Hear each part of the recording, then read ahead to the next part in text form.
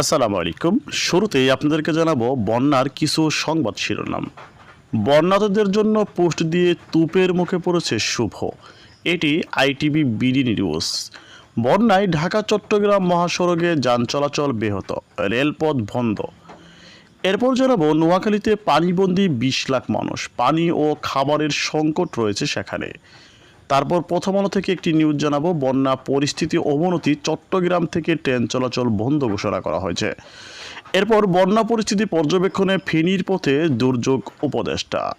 তারপর আপনাদেরকে জানাবো বন্যার সবশেষ অবস্থা ও ভবিষ্যৎ সম্পর্কে যা জানা গেল। বন্যার তথ্য সংগ্রহ কন্ট্রোল রুম সম্পর্কে আপনাদেরকে জানিয়েছে। এরপর আপনাদেরকে জানাবো বন্যার ইস্যু, ভাইরাল শিশু ছবি সম্পর্কে যা জানা গেল। দর্শক মণ্ডলী, আপনারা সেই বন্যার সংবাদ শিরোনামগুলো শুনতে পারলেন।